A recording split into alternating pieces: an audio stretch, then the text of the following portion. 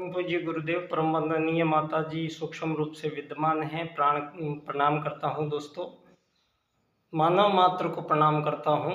और आदि शक्ति माँ गायत्री जो प्राणों की देवी है दोस्तों, प्राण के रूप में आदि शक्ति माँ गायत्री का अस्तित्व है, जो बिजली की तरह है, आंखों से दिखाई नहीं देती है। और जीवन दोस्तों धरती पर 84 लाख प्रकार के भिन्न भिन्न प्रकार के जितने भी जीव जंतु वृक्ष वनस्पतियां हैं, वो सभी में प्राण रूप से वो बिजली जाती है, तो लोग वो सब प्राणी कहलाते हैं।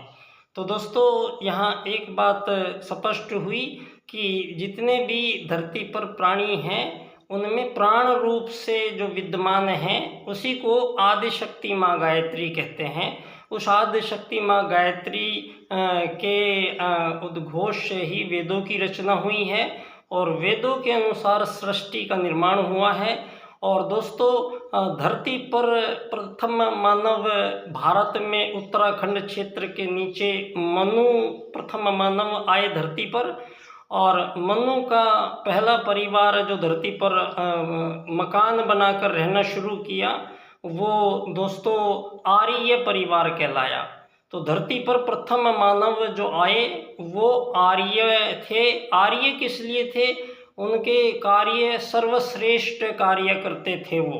तो सर्वश्रेष्ठ एक ऐसा कार्य जिसको उन्होंने प्रथम आगमन काल में ही धरती पर यज्ञ विज्ञान का ऐसा अद्भुत रहस्यपूर्ण विज्ञान विकसित किया था, जिसकी वजह से दोस्तों उनको आर्य कहा गया।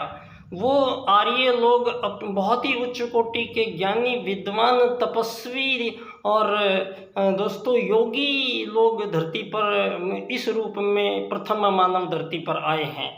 आज जो सारी दुनिया में ये मार्क्सवाद और डार्विनवाद के विकासवाद के अनुसार जो दुनिया भर में मानव की परिभाषाएं दी जा रही है, ये अपूर्ण झूठी बेघड़त मन ढंग की और औचित्य से परे ये इनकी बातें थी। और इसका खुलासा अब दोस्तों श्री राम भगवान के आगमन के समय यहाँ पर जो उन्होंने पुल बनाया था, श्री राम सेतु पुल, दोस्तों वो पुल आज नासा के चित्र दे रहे हैं और उस पर लिखा है उन्होंने, ये 5 से 7 हजार वर्ष पूर्व मानव द्वारा निर्मित पुल है।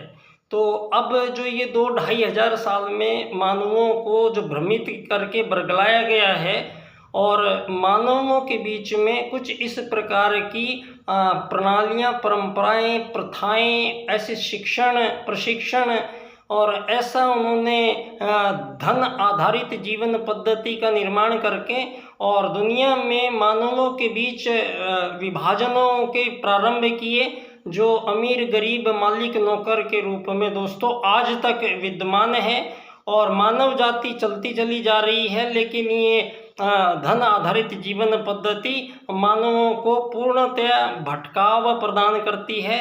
और कोई भी मानव सारी दुनिया में आज सभी मानवों के बीच में सारी दुनिया में युद्ध, शोषण, वध, हत्याओं के अपार सिलसिले चल रहे हैं दोस्तों।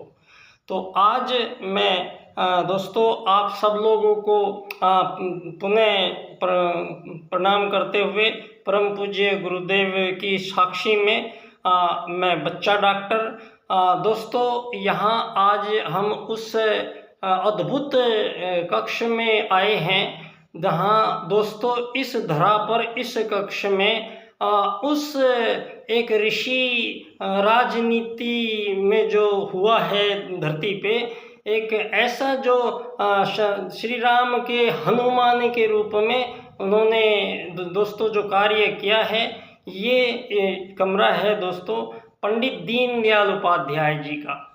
दोस्तों पंडित दीनदयाल उपाध्याय जी इस कक्ष में जन्मे और पंडित दीनदयाल उपाध्याय जी के जन्मने के स्थल पर दोस्तों यहाँ उस विचार का जन्म इस भूमि पर हुआ है, जो विचार दोस्तों सारी दुनिया में हजारों साल बाद में इसी भारत से प्रकट हो रहा है। और ये आत्मत सर्वभूतेषु और वसुधैव कुटुंबकम, दोस्तों, 2 वेद सूत्रों के अनुसार ही धरती पर 84 लाख प्रकार के जीव शरीरों के साथ साथ यहाँ मानवों का अस्तित्व जो है वो केवल 2 ही सूत्रों से संचालित। ये सारी धरती के जितने भी लोग हैं दोस्तों, वो आत्मत सर्वभूतेषु के सूत्र के अनुसार एक ही आत्मा सभी मानवों में है। वो स्त्री पुरुष का उसमें भेद नहीं होता है, बूढ़े बच्चे का उसमें भेद नहीं होता है। और जो आत्मा सूक्ष्म है दोस्तों, उसको देखा नहीं जा सकता आँखों से, और उसके और तरीके होंगे। और दोस्तों, आत्मत सर्वभूतेषु का जो सूत्र है ये इस बार ये इस स्थान पर जन्मा। दोस्तों, राजनीति में परम पूज्य गुरुदेव के युग परिवर्तन की जो आधारशिला 2 सूत्रों पर है। दोस्तों, पूरे युग का परिवर्तन करने के 2 सूत्र परम पूज्य गुरुदेव ने उपयोग में लिए हैं। आत्मत सर्वभूतेषु और वसुधैव कुटुंबकम का मिलान। दोस्तों, वसुधैव कुटुंबकम बिना आत्मत सर्वभूतेषु के उसका कोई वजूद नहीं है। उसको हम वसुधैव कुटुंबकम की कल्पना भी नहीं कर सकते। दोस्तों, ये कल्पना करना ही व्यर्थ होगा। तो यहाँ जो भी आत्मत सर्वभूतेषु के सूत्र को धरती पर पहले बोलना पड़ेगा, उसके बाद ही आप कुछ और बोल सकते हैं। तो दोस्तों, ये जो 1000 साल आए हैं, पिछले 2500 साल, इसमें मानवों को ऐसे शिक्षण प्रशिक्षण देकर बरगलाया गया है जो चार्ल्स और डार्विनवाद को और लॉर्ड मैकाले शिक्षा पद्धति से, और दोस्तों धर्मनिरपेक्षता एक ऐसा शब्द घड़ दिया है मानवों के बीच जो दोस्तों जो मानवों को समझ में ही नहीं आ रहा है। तो यहाँ समझ में धर्मनिरपेक्षता में ये कह रहे हैं कि सारे धर्मों को मानने वाला, लेकिन धर्मनिरपेक्षता का मतलब तो हुआ या तो धर्म के सापेक्ष होगा व्यक्ति, या धर्म के निरपेक्ष होगा, या तो धर्म के साथ चलेगा या धर्म के विरुद्ध होगा। तो धर्मनिरपेक्ष भारत मतलब धर्म के विरुद्ध चलने वाला देश है भारत। आप ये कह रहे हैं हमसे। जिस भारत में मनु आए, जिस भारत में प्रथम मानव आए, जिस धरती पर प्रथम राजनीति का आर्यों ने चुनाव किया, जो दोस्तों धरती पर सतयुग काल में किसी राजा प्रजा दंड दांडी की आवश्यकता नहीं थी। मानव स्वतः ही एक दूसरे को अपने समतुल्य मानते हुए अपनी जीवनचर्या को सहभागी सहयोग के अनुसार धरती पर जीने के लिए 2 सूत्र के ये जो हैं, ये दोनों वेद सूत्र सृष्टि में चींटी, तोता, कौवा, हाथी, बंदर, शेर, मोर, मधुमक्खी, ये सब जितने भी जीव हैं सबके अंदर आत्मत सर्वभूतेषु और वसुधैव कुटुंबकम, इन 2 सूत्रों के अनुसार ही वो व्यवहार करते हैं धरती पर। और दोस्तों, पिछले जब आर्यों के बीच जो पहली राजनीति स्थापित करने की बारी आई, तो दोस्तों समस्त आर्य लोग इकट्ठा हुए और उन आर्यों के बीच दोस्तों 3 चुनाव संपन्न कराए गए। पहला चुनाव किया आर्यों ने, धर्म या अधर्म में से एक का चुनाव करना पड़ेगा। तो मानव सर्वश्रेष्ठ जीव है तो उसको धर्म का चुनाव करना है। तो आर्यों ने धर्म का चुनाव किया। और दूसरा आर्यों ने चुनाव किया दोस्तों राजकता या अराजकता में से एक का चुनाव। तो आर्यों ने राजकता का चुनाव किया, अराजकता को नहीं। तीसरा चुनाव उन्होंने किया कि राजकता तो होगी लेकिन कैसे चलेगी, नीति से चलेगी या अनीति से चलेगी। तो नीति का चुनाव हुआ। इस प्रकार से धरती पर आर्यों की सहमति से प्रथम राजनीति का आगमन हुआ और वो धर्म आधारित राजकता की नीति, ये है आपकी राजनीति का शब्दार्थ। जो आप लोग सारी दुनिया के बहुत नेता बने घूमते हैं, सबको इसकी राजनीति की परिभाषा अच्छी तरह आप समझ लीजिए। तो 3 सूत्र धरती पर प्रथम आए और इन 3 सूत्रों के अनुसार दोस्तों यहाँ मानव जीवन की कल्पनाएं और मानव जीवन के कार्य सतयुग काल से मानव आया है। जो दुनिया में बताया गया है वो नंगे रहते थे, जंगली जानवर खाते थे मारकर, उनको आग नहीं जलानी आती थी। दोस्तों इस प्रकार के जितने भी व्यर्थ पूर्ण ये तर्क प्रस्तुत किए गए थे, आज दोस्तों सिंधु घाटी की सभ्यता से भी 10,000 साल पहले की एक सभ्यता हमारे सिनौली गांव है पश्चिमी उत्तर प्रदेश में, वहाँ पर वो 10,000 वर्ष पूर्व की सभ्यता मिली है और जो उनसे बहुत श्रेष्ठ थी, बहुत उन्नत थी दोस्तों। और फिर अभी जो लेटेस्ट है गोवा में और दक्षिण में कुछ खोजें शोधें हुई हैं, उनके परिणाम स्वरूप जो वहाँ पर सभ्यता थी वो 20,000 वर्ष पहले की सभ्यता प्राप्त हुई है और वो उससे भी उच्च श्रेणी की थी। तो आप लोग तो सारा ही 2,500 सालों की बात में मानवों के साथ यहाँ धरती पर युद्ध चल रहे हैं, धरती पर मानवों के बीच संघर्ष चल रहे हैं, मानवों के बीच ही कंपटीशन हो रहे हैं, मानवों के बीच मानव ही मानव के झगड़े धरती पर फैले हुए हैं। दोस्तों इसके कारण रहे हैं जो धरती पर मानवों के साथ सबसे बड़ा छल किया गया है वो है आज़ादी और गुलामी करना।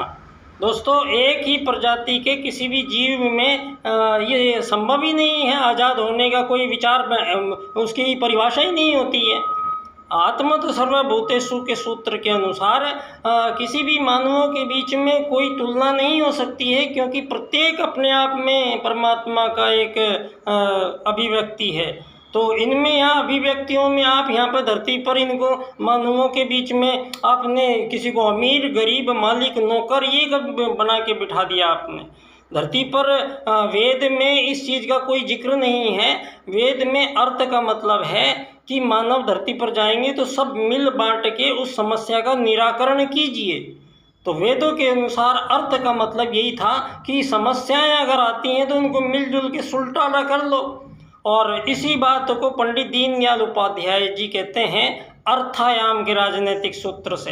दोस्तों धरती पर पहली बार किसी राजनीति में किसी ने ऐसा चिंतन किया है कि धरती पे ये अमीर गरीब जो बने बैठे हैं धरती पर एक दूसरे के, ये इसको आप समझ बैठे थे कि ये परमात्मा ने बना के दिया है।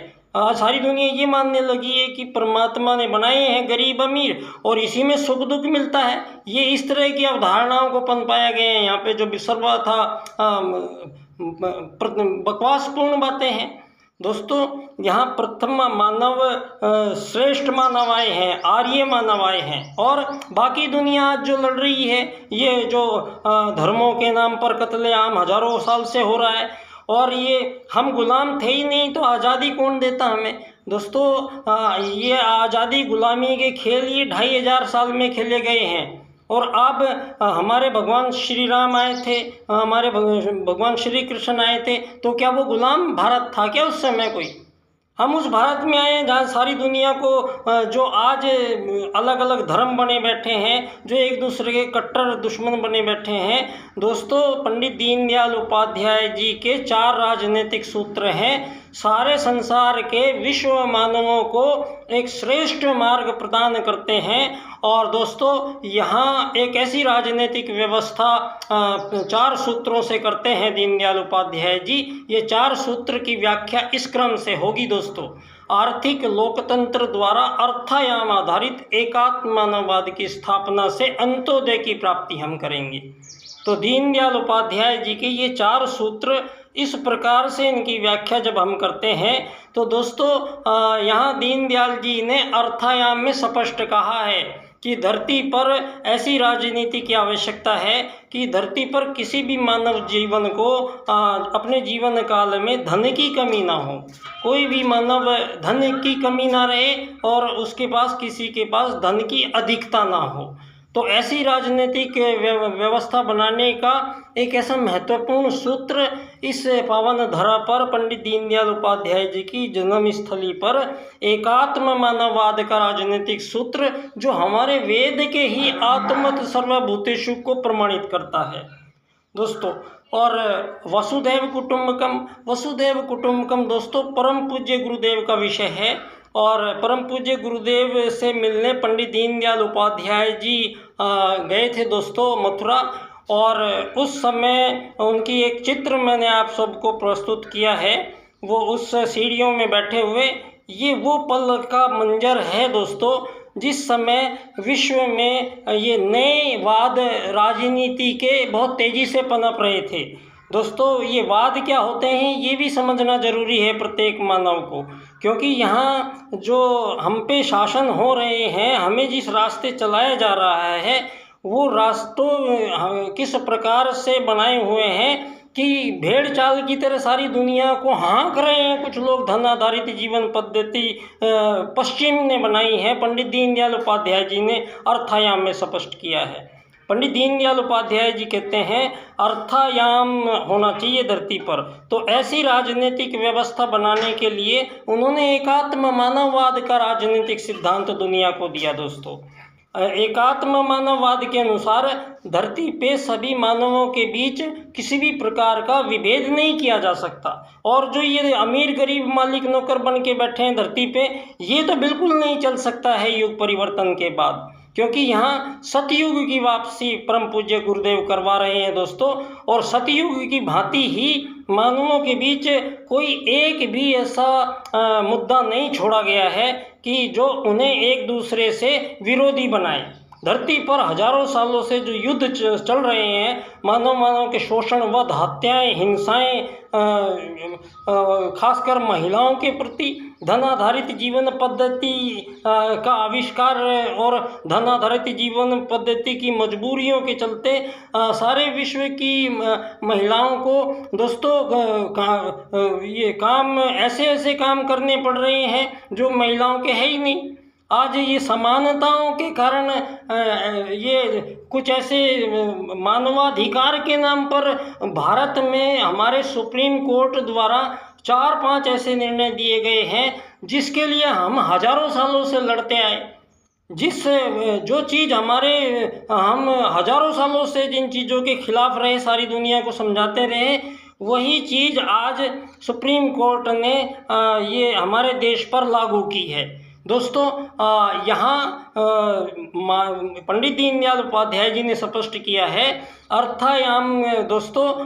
धन जब से ये बना है तो धन आधारित जीवन पद्धति का यहाँ कोई नाम नहीं है भारत में। वो कहते हैं आत्मत सर्वभूतेषु के सिद्धांत के अनुसार मानव धरती का केवल एक यात्री बन के आया है और यात्रियों को एक समान होते हैं। तो यहाँ कोई अमीर बनेगा, कोई मालिक बनेगा, कोई नौकर बनेगा, ये ज़रूरी नहीं है। आज तक अगर आप बनते बनाते चले आए हैं तो इसमें कोई बात नहीं है, लेकिन अब ये दुनिया में जो स्पष्ट हो चुकी हैं बातें, आज वसुधैव कुटुंबकम जिस दिन धरती पर होगा मोदी जी, उसमें 20 देश नहीं आएंगे। ये सारे जितने भी आपने आज़ादियों के पट्टे काट कर धरती पर मानवों के बीच स्थायी रूप से दुश्मनियां बांधी है दोस्तों, किसी भी प्रकार की धरती पर सीमा रेखाएं खींचने का किसी को कोई अधिकार नहीं है।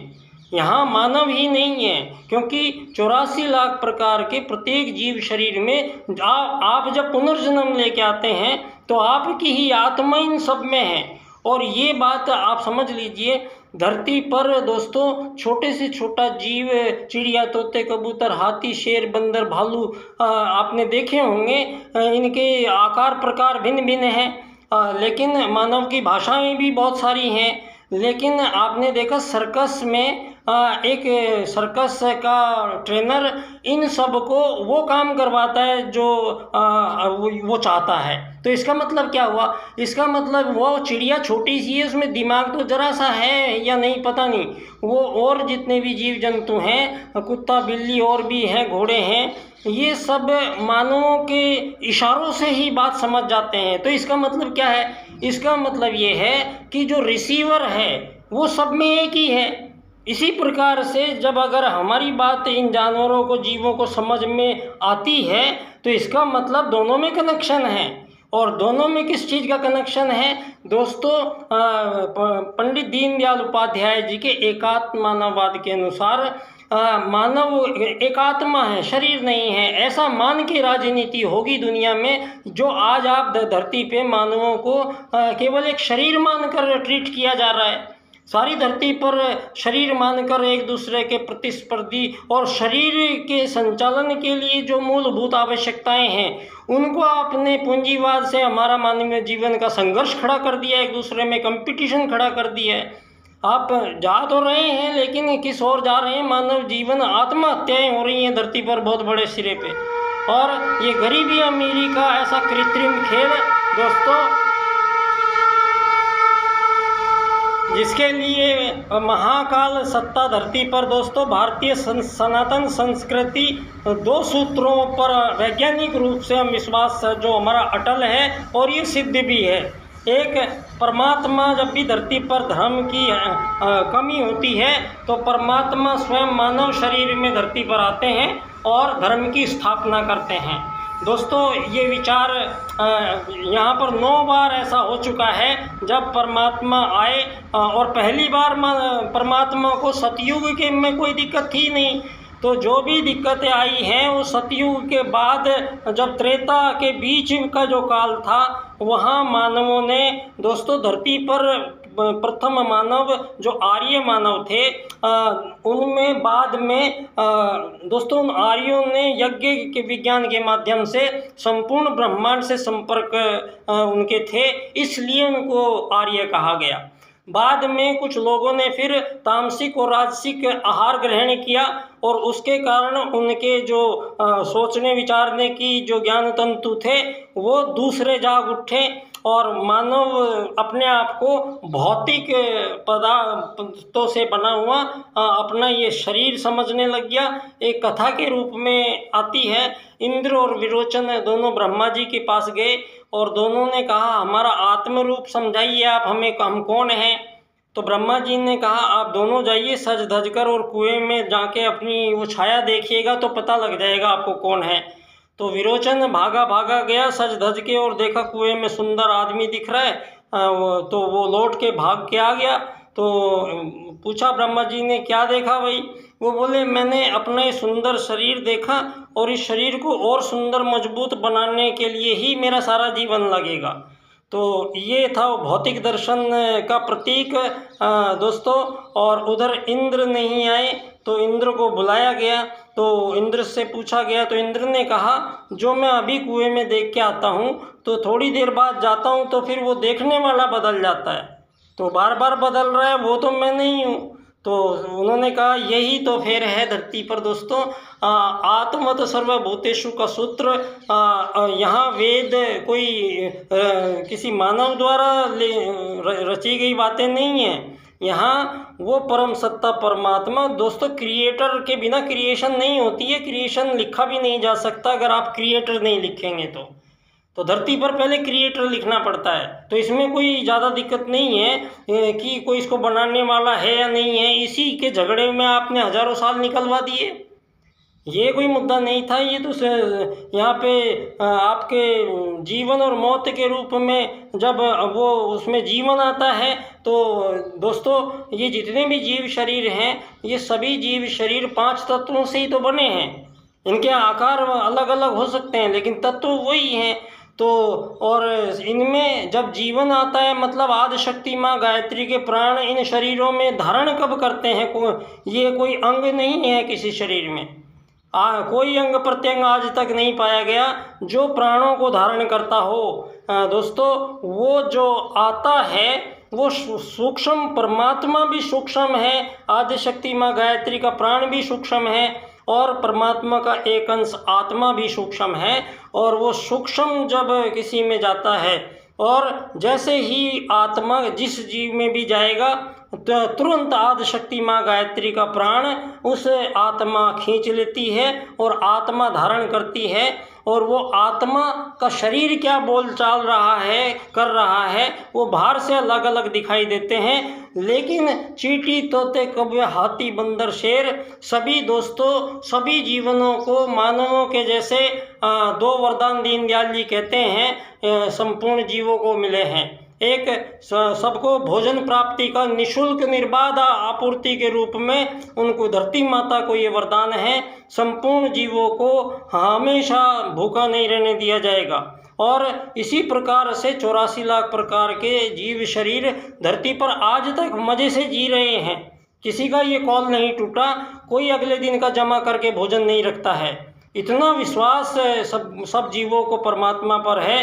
दोस्तों, यहाँ मानव के साथ जो त्रुटिपूर्ण उसका मानव की व्याख्या हुई, तो सारी गलतियाँ मानव को एक शरीर मानकर हुई है। और इन शरीरों के बीच में इतने विभेद आज धरती पर पैदा हो चुके हैं दोस्तों कि मानव एक मानने के लिए तैयार नहीं है।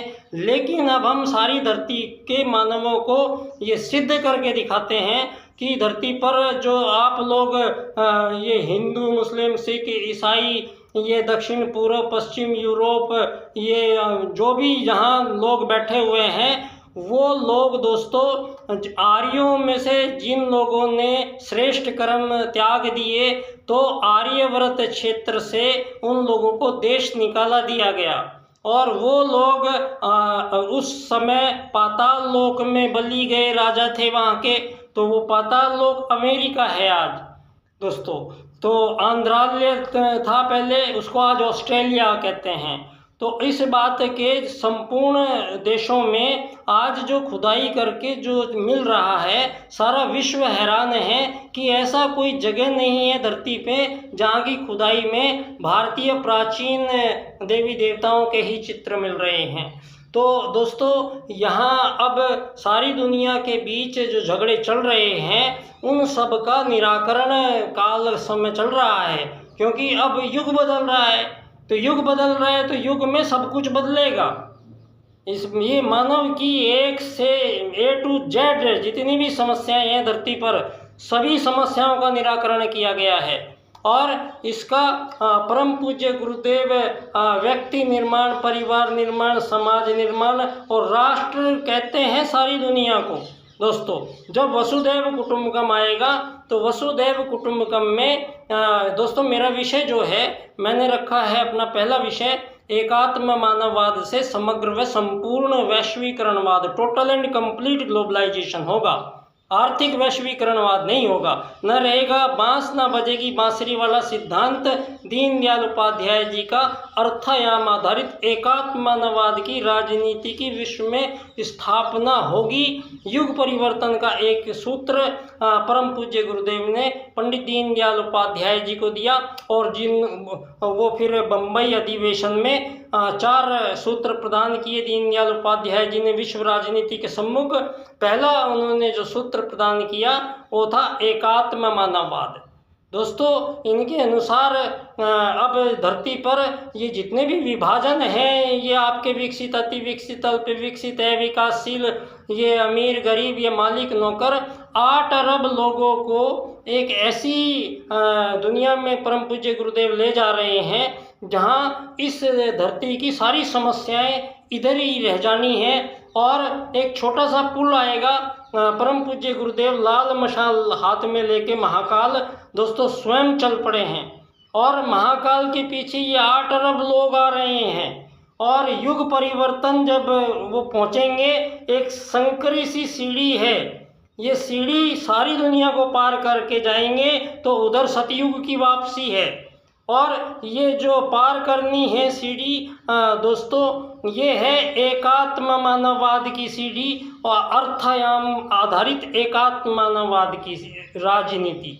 दुनिया में मानवों के बीच एक करने की राजनीति आ चुकी है। सारी दुनिया में इसका इम्प्लीमेंट जो होना है दोस्तों, वो आत्मत सर्वभूतेषु और वसुधैव कुटुंबकम के मिलान के रूप में होगा। और पंडित दीनदयाल उपाध्याय जी के 4 सूत्र इस क्रम से व्याख्या है इनकी। आर्थिक लोकतंत्र द्वारा अर्थायाम आधारित एकात्म मानववाद की स्थापना से अंत्योदय की प्राप्ति। और इसी बात को दोस्तों एकात्म मानववाद से समग्र व संपूर्ण वैश्वीकरणवाद मेरा विषय है। तो दोस्तों परम पूज्य गुरुदेव को पुनः नमन करते हुए इस पावन जगह पर एकात्म मानववाद का जहाँ जन्मा है उस पावन स्थली को मैं बच्चा डॉक्टर पंडित दीनदयाल उपाध्याय जी की जन्म स्थली धानक्या स्टेशन जयपुर राजस्थान से सभी को नमन करता हूँ।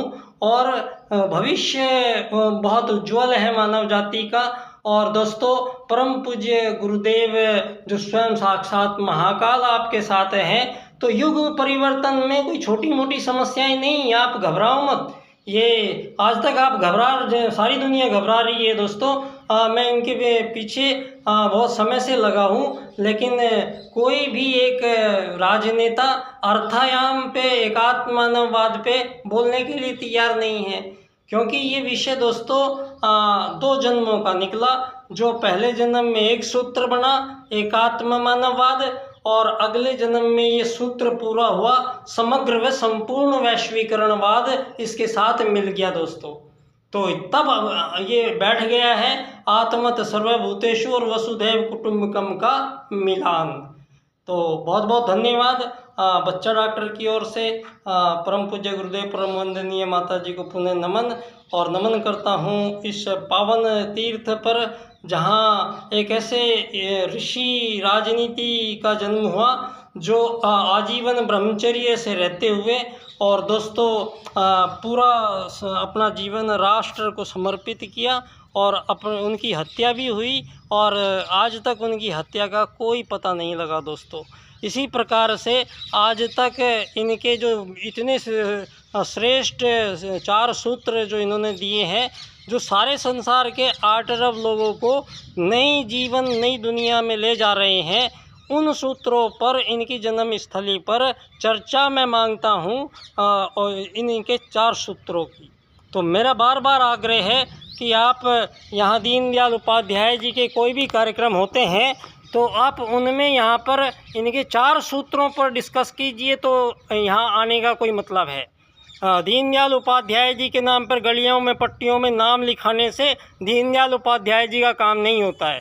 दीनदयाल उपाध्याय जी आप ट्रिलियन इकोनॉमी पैदा करने में लगे हैं, और दीनदयाल उपाध्याय जी धरती से धन आधारित जीवन पद्धति का समापन करते हैं।